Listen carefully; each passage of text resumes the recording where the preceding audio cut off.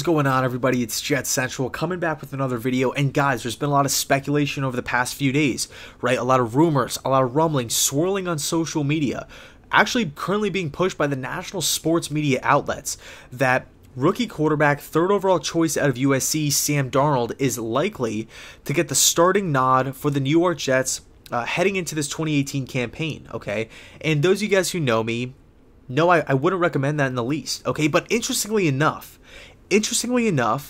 I'm not upset about it. I'm not that mad about it, okay? And I'm going to tell you why in a second, but I want to give you guys a little bit of perspective, and I want to talk a little bit about my core beliefs as a fan of the game, as a guy who loves the quarterback position.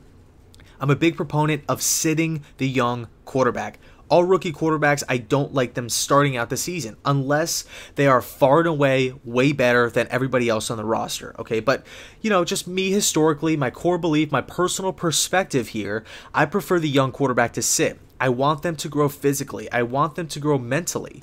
I want them to get their pregame rituals in check. I want them to learn. I want them to be able to ask the questions behind closed doors. Ask, Jeremy Bates, what's happening here on this play? How should I attack this defense?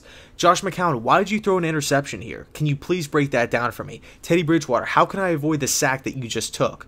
I want Sam, or I want really all 32 quarterbacks. It doesn't start and end with the Jets. I want all rookie quarterbacks to be able to ask those types of questions behind closed doors, as opposed to having the weight of the franchise on his shoulders, as well as to learn on the fly. I just don't understand. I don't like that philosophy right now. That's just me, though. That's just my personal opinion. I'm not saying I'm right. I'm just giving you guys my side of my angle of it. Okay, so that's my thinking. Okay, I don't want my young guy being thrown out to the fire, especially if he's not ready.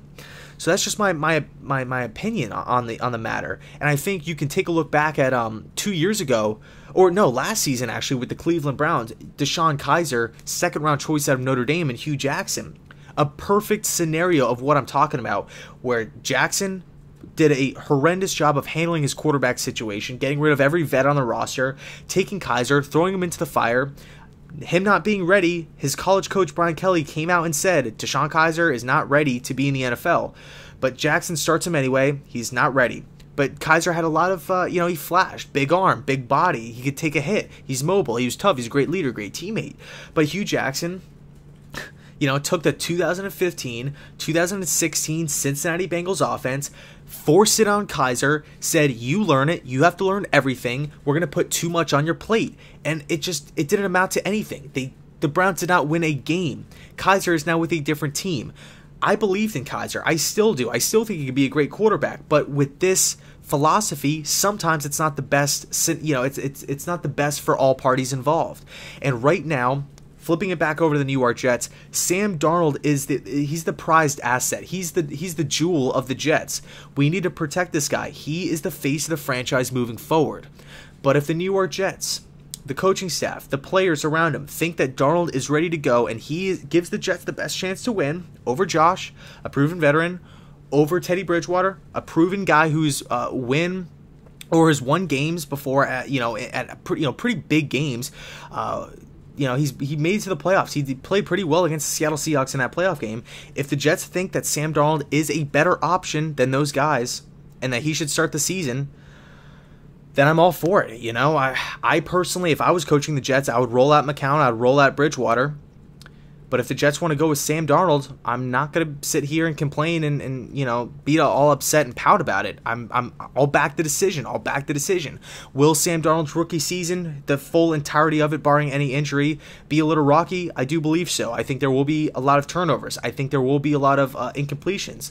But I think the one driving force that gives me confidence in starting Samuel, is that I think he's mentally tough.